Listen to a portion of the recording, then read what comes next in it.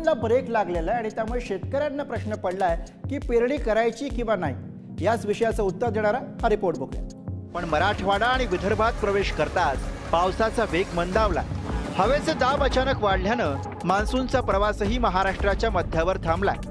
शेतकरी मित्रांनो, राज्यातील वातावरणात खूपच मोठे बदल पाहायला मिळत आहे। सध्या स्थितीला आता मोठमोठ्या तज्ज्ञांकडून अंदाज देखील जाहीर झालेले आहेत। सध्या स्थितीला विचार केला तर उन्हाळ्यासारखी परिस्थिती आज पाहायला मिळालेली होती। तापमान हे का वाढत आहे? तसेच जून महिना हा पावसाळ्याचा महिना असतो, मात्र आता पावसाळ्याची सुरुवात जून महिन्याच्या सुरुवातीला पावसाची सुरुवात का नाहीये? जून जुलै महिन्यामध्ये एक मोठी भीती पाहायला देखील मिळत आहे। तसेच पेरणी करण्याआधी सतर्क राहा, सावध राहा। हा व्हिडिओ एकदा शेवटपर्यंत देखील नक्कीच बघा, कारण की वातावरणामध्ये काय असे मोठे बदल पाहायला मिळत आहेत। हे बदल शेतकऱ्यांनी जाणून घेणं खूपच गरजेचं ठरणार आहे। तसेच आता मोठमोठ्या तज्ज्ञांनी अंदाज देखील जाहीर केलेले आहेत, तर काही मॉडेलचे अंदाज देखील आता जाहीर झालेले आहेत। जून जुलै महिन्यामध्ये कोणत्या जिल्ह्यात कसा पाऊस राहणार, कोणते जिल्हे कोरडे जाणार, कोणत्या जिल्ह्यात तुफान पाऊस राहणार, याबाबतचा एक अंदाज जाहीर झालेला आहे। तसेच पेरणी करण्याची योग्य वेळ कोणती आहे, पाऊस उघडल्यानंतर कोणत्या तारखेला येणार, त्याबाबतची देखील सखोल अशी माहिती या व्हिडिओमध्ये पाहायला मिळणार आहे। त्याकरिता 2 ते 3 मिनिटे वेळ काढून हा व्हिडिओ एकदम शेवटपर्यंत बघा। व्हिडिओ जर शेवटपर्यंत बघितला तर तुमचे सर्व काही मनातील प्रश्नही दूर होऊन जातील। पेरणी केव्हा करायची, केव्हा नाही, पाऊस केव्हा येणार, सर्व काही पाहायला मिळणार आहे। कारण की अचानकपणे असे खूप मोठे बदल झालेले आहेत की ते शेतकरी मित्रांनो, सध्या स्थितीला तसे बदल कोणत्याही वर्षी जास्त होत नाहीत, मात्र यावर्षी एक मोठी अडचण निर्माण झाली आहे असं म्हटलं तरी काय हरकत नाही। आता सविस्तर अंदाज पाहणार आहोत। त्यापूर्वी चॅनलवरती नवीन असाल तर चॅनलला सबस्क्राइब करा, नोटिफिकेशन बेलला ऑलवरती टाका। चॅनलला सबस्क्राइब केले की रोजची रोज हवामान अंदाज पाहायला मिळेल। तसेच तुमचा जिल्हा कमेंटमध्ये आम्हाला नक्कीच कळू शकता, तुमच्या भागाचा अंदाज देऊ। तर चला पाहूयात आता सविस्तर काय आहे अपडेट। तर आता लक्ष देऊन बघू शकता, सध्या स्थितीचा विचार केला तर तुम्हाला इकडे सध्या स्थितीला काही भाग असे आहेत की त्या भागात वातावरण जे आहे ते मोठ्या प्रमाणात बदलल्याचं पाहायला मिळेल। आता कोणते जिल्हे आहेत सर्वात आधी आपण बघूया। तर आता इकडे लक्ष द्या, वेगवेगळ्या तज्ज्ञांचे देखील अंदाज जाहीर झालेले आहेत। काहींच्या म्हणणे असं देखील सांगण्यात आलेलं आहे की जो उन्हाळ्यामध्ये जास्त पाऊस पडतो तो पावसाळ्यामध्ये वेगळीच परिस्थिती निर्माण करू शकतो, असं देखील काहींचं म्हणणं हे खूप पूर्वीपासून आपण ऐकलेलं आहे। सध्या स्थितीला जर विचार केला तर आता या वर्षीची परिस्थिती पाहता उन्हाळ्यामध्ये पावसाळ्यासारखा पाऊस झालेला आहे। जेवढा पाऊस उन्हाळ्यामध्ये जे आहे ते झालेला आहे तो पाऊस पूर्ण पावसाळ्यात देखील होत नसल्याचं शेतकऱ्यांनी कळवलेलं आहे। याच भीतीमुळे एक चिंता देखील जून जुलै महिन्यात पाहायला मिळत आहे। एक मोठी समस्या काही जिल्ह्यांसाठी, काही तालुक्यांसाठी निर्माण झालेली आहे। यामध्ये आजची परिस्थिती पाहता वाऱ्यांचा वेग वाढलेला आहे। मराठवाडा असेल, पश्चिम महाराष्ट्र असेल, इकडे विदर्भ असेल, मोठा बदल झालेला आहे। तसेच इकडे बघू शकता अहिल्यादेवीनगर, छत्रपती संभाजीनगर, नाशिक, पुणे उन्हाची तीव्रता खूप वाढली आहे। पावसाचा एक थेंब देखील आज झालेला नाहीये, उद्या देखील होणार नाहीये। वाशिम, नांदेड याही ठिकाणी पावसाची शक्यता नाहीये, उन्हाची तीव्रता खूप वाढणार आहे। मात्र याच्यात एक दिलासा शेतकऱ्यांना मिळेल अशी अपेक्षा आहे, ती म्हणजे आता उघडीप जी मिळाली आहे यामध्ये तुम्ही शेतीची कामे पूर्ण करू शकता। मात्र 1 जूनची सुरुवात ही पावसाने नाही तर तीव्र उन्हाने होत असल्याची परिस्थिती ही आपल्याला दिसून येत आहे। होय, सध्याचा विचार करता जर पाहायला गेलं तर यामध्ये कोकणाकडील जे वारे आहेत ते आता वेगाने कोकणाकडून मराठवाडा असेल, पश्चिम महाराष्ट्र असेल, विदर्भ असेल अशाकडे आपल्याला जातानाच पाहायला मिळत आहे। पश्चिमेकडून काही ठिकाणी पूर्वेकडे हे वारे जात आहेत, तर काही ठिकाणी पश्चिम दक्षिण अशा प्रकारचा वाऱ्यांचा प्रभाव आपल्याला दिसून येत आहे। मात्र हे वारे जे आहेत ते चिंताजनक आहेत। मान्सूनमध्ये एक मोठा अडथळा निर्माण झालेला आहे। मान्सून राज्यामध्ये थांबलेला आहे, म्हणजे मान्सून आता जे आहे ते काही जिल्ह्यामध्ये लांबणीवर जाण्याची दाट शक्यता दिसून येत आहे। काही तालुके, काही जिल्हे मान्सून आता लवकर घेणार नाहीये असा अंदाज आहे, कारण मान्सून महाराष्ट्रात एंट्री केली अशा बातम्या आल्या, मान्सून महाराष्ट्रात दाखल झाला।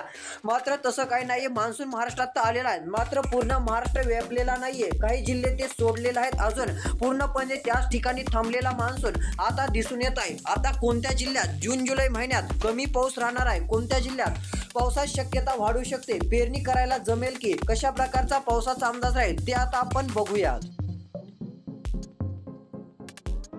तर यामध्ये इकडे बघू शकता सध्या स्थितीला विचार केला तर इकडे गुजरातचा जो सुरतचा भाग आहे, सुरत पासून ते डायरेक्ट रत्नागिरी सिंधुदुर्ग पर्यंत ढगाळ वातावरण हे जूनच्या सुरुवातीला राहील. मात्र उर्वरित महाराष्ट्रामध्ये कडाक्याच्या उन्हाची तीव्रता ही आपल्याला पाहायला मिळू शकते असा अंदाज मॉडेलने दर्शवलेला आहे.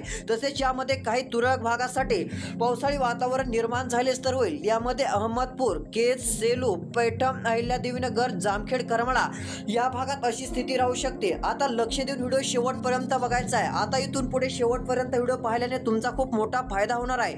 आता जर पाहायला गेलं तर अचानकपणे 3 असे मोठे बदल हे जून महिन्यामध्ये व जुलै महिन्यामध्ये वातावरण हे आपल्याला दाखवून देणार आहे. यामध्ये आता पहिला बदल होणार आहे, त्यासाठी माणसं हे कारणीभूत पाहायला मिळत आहेत. होय, तुम्ही म्हणाल आपण काय चूक केली आहे जेणेकरून निसर्ग असं करत आहे. याच्यामध्ये माणसांच्या खूप मोठ्या चुका आहेत. यामध्ये जर विचार केला तर सध्या स्थितीला असं होण्याची 3 मोठे कारण म्हणजे पहिलं कारण आहे मोठ्या प्रमाणामध्ये वृक्षतोड ही खूप वाढलेली आहे. वृक्षतोड करताना कोणीही विचार करत नाहीये. सर्वांच्या मनात असा प्रश्न येतो की आपण एक झाड तोडल्याने काय होणार आहे, हजारो झाडे आणखीन आहेत, लाखो झाडे आणखीन आहेत. तसा विचार करत बरेच जण जे आहेत ती झाडं तोडू लागलेले आहेत. याचा परिणाम जे आहे ती निसर्गावरती होऊ लागलेला आहे. तोच परिणाम आता जे आहे ते आपल्याला खंडामध्ये देखील पाहायला मिळू शकतो. आता जूनच्या सुरुवातीला पावसाची वेळ असते, मात्र पावसाच्या वेळेऐवजीच आता मोठ्या प्रमाणात कडाक्याचं ऊन आहे व मे महिन्यामध्ये उन्हाची तीव्रता अधिक असते, पण पावसाचा धुमाकूळ जास्त राहिलेला आहे असं वातावरण राहिलेलं आहे. मात्र जून जुलै मोठं संकट आहे.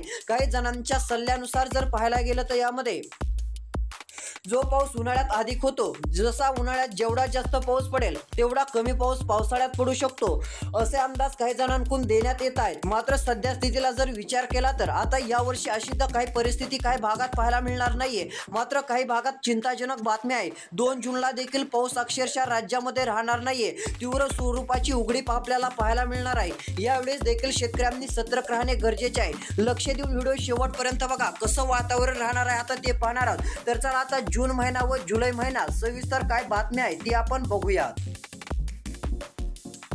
तर इकडे बघू शकता जून महिन्याच्या सुरुवातीला जून महिना हा आपल्याला जे आहे ते पावसाचा पाहायला मिळत आहे. मात्र पूर्णपणे आता पावसाचा महिना हा कोरडा महिना आता म्हणावा लागेल, कारण की पहिल्याच आठवड्यामध्ये कोरडं वातावरण हे पाहायला मिळत आहे. मात्र पुढचे आठवडे कसे जातील ते देखील आपण सांगणार आहोत. लातूर, सोलापूर कडाक्याचं ऊन, तसेच इकडे नांदेड, वाशिम, छत्रपती संभाजीनगर, जालना, धाराशिव, हिंगोली, बुलढाण्याचे काही भाग असतील. या भागाचा विचार केला तर आता वातावरण हे खूपच कमी प्रमाणामध्ये आपल्याला पावसाचं पाहायला मिळत आहे. अधिक वातावरण, उन्हाची तीव्रता, वाऱ्यांचा वेग, कन्नड, जळगाव, नागपूर कोणत्याही ठिकाणी पावसाचा थेंब देखील पडणार नाहीये असं वातावरण आहे. दिनांक 3 तारखेला इकडे बघा, यामध्ये नांदेडला पाऊस नाहीये, सेलूला पाऊस नाहीये, माजलगाव, परळी, केज, बीडला पाऊस नाहीये. तसेच इकडे करमाळा, बार्शी, पेठ, लातूरच्या भागामध्ये पाऊस नाहीये. जामखेड, इंदापूर, बारामती, पंढरपूरच्या भागात पाऊस नाहीये. तसेच वाशिम, चंद्रपूरच्या भागात देखील दिनांक 3 तारखेला पाऊस नाहीये. 4 तारखेला विचार केला तर महाराष्ट्र हा कोरडाच राहणार आहे.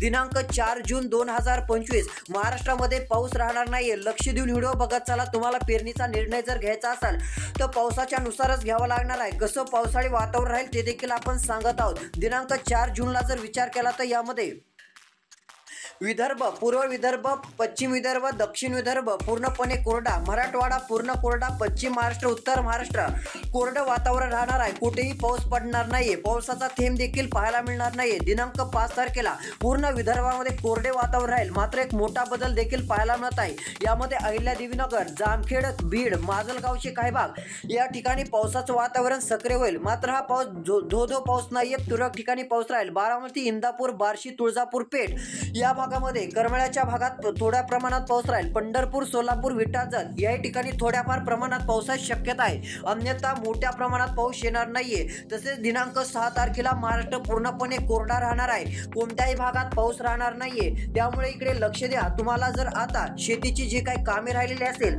ती जर करायची असतील, तुम्हाला उन्हाळ्यामध्ये काही वेळेस आता पावसामुळे अडथळा आल्यामुळे कामे करण्यात जर वेळ मिळाला नसेल तर आता लक्ष देऊन बघा. आता वेळ आहे तुम्हाला. दिनांक 6 तारखेला देखील तुम्हाला पाऊस नाहीये. तसेच इकडे 7 तारखेला देखील पाऊस नाहीये. तुरळक भागात पावसाची शक्यता आहे. दिनांक 8 तारखेला तुरळक ठिकाणी पाऊस राहील. दिनांक 9 तारखेला मोठा बदल होत आहे. दिनांक 9 तारखेला मध्य महाराष्ट्रामध्ये मराठवाड्याच्या काही भागात तुरळक पावसाची शक्यता आहे. मात्र असं नाहीये की हा पाऊस सर्व दूर होईल. 10 तारीख, दिनांक 11 जून, दिनांक 12 जून पावसात कमतरता आहे. दिनांक 13 जून, दिनांक 14 जून, 14 जूनला राज्यामध्ये एक मोठा विशेष बदल होतानाचं चित्र हे आपल्याला मॉडेलच्या नुसार पाहायला मिळत आहे.